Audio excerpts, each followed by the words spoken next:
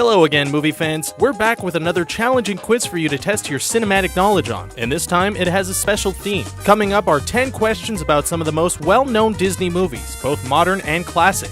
Only true Disney fans will be able to get the full marks, and bragging rights to bug your friends with. Keep your score as you go along and then leave it in the comment section below. Make sure you tell the truth though, or we'll rain down hell on you like a classic Disney villain. This is the latest installment of Screen Rant's Ultimate Movie Quiz Series, the Disney Edition.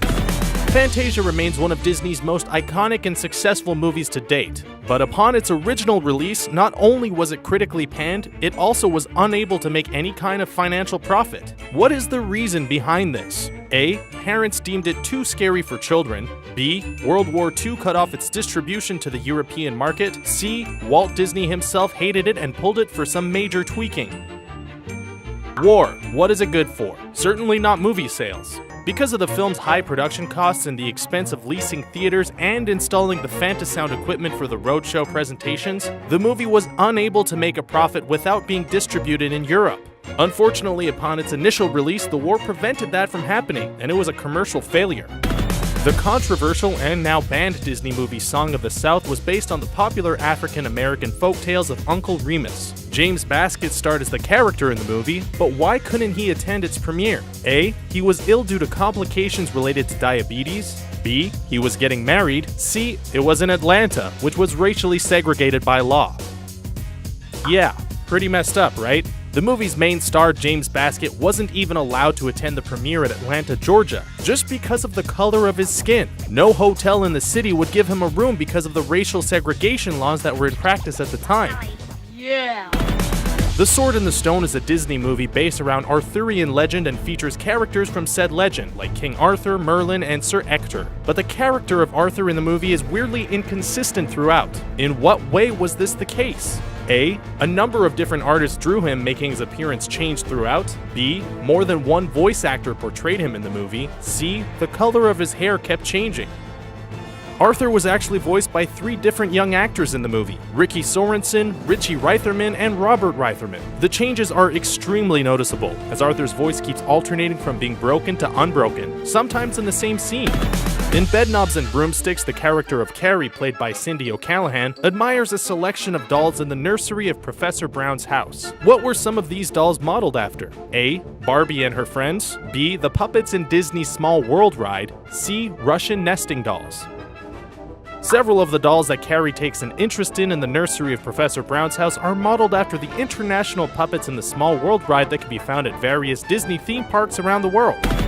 In Disney's 1973 animated adaptation of Robin Hood, the character of Friar Tuck, voiced by Andy Devine, was depicted as a badger. But what animal was the character originally intended to be depicted as? A. A pig. B. A mole. C. A rooster. Originally, the character of Friar Tuck in this adaptation of Robin Hood was going to be a pig. It was changed to being a badger to avoid insulting certain religious sensibilities. Pocahontas featured an impressive voice cast that included the likes of Irene Bedard, Mel Gibson, Christian Bale, Billy Connolly, and Frank Welker. It also initially included an actor who died in 1994. The role sadly had to be scrapped as a result of the death. Which late actor was that? A. John Candy. B. Telly Savalas. C. Peter Cushing. The late, great John Candy had actually provided a large amount of the voice work for a turkey character named Red Feather. Red Feather would have been Pocahontas' sidekick. However, after his tragic death from a heart attack, the role was scrapped completely. In Disney Pixar's modern classic Toy Story, the 2 main characters, Woody and Buzz Lightyear, were inspired by director John Lasseter's own childhood toys. But which specific toys from his childhood were they inspired by?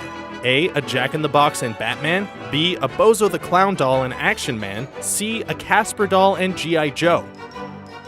Woody and Buzz Lightyear were actually inspired by Lasseter's pull-string Casper doll and his G.I. Joe figures. Once he grew out of his Casper, he moved on to G.I. Joe, which was a very flashy toy at the time of his childhood. Please be careful. You don't want to be in the way when my laser goes off. During the early development stages of 2013's Frozen, the character of Elsa was actually meant to be the villain of the movie. When that was still the case, do you know which famous actress the design of Elsa was going to be inspired by? A. Glenn Close. B. Meryl Streep. C. Bette Midler. That's right, at the stage of Frozen's development when Elsa was still meant to be the villain of the film, the design of the character was actually inspired by none other than Bette Midler. Every major Disney and Pixar character has their own official Facebook page, but Finding Dory's main character, Dory, has the most likes out of all of them. How many likes does she actually have? A. 15 million, B. 20 million, C. 25 million. With a whopping 25 million likes on her official page, Dory is the most liked character on Facebook from any Disney or Pixar film. That's pretty impressive, considering the strong competition she has.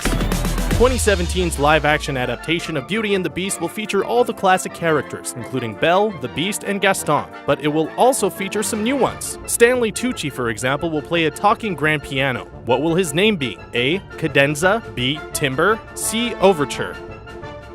Back in 2015, it was announced that the brilliant Stanley Tucci would be playing Cadenza, a grand piano. This is an original character created specifically for this new live-action version of Beauty and the Beast.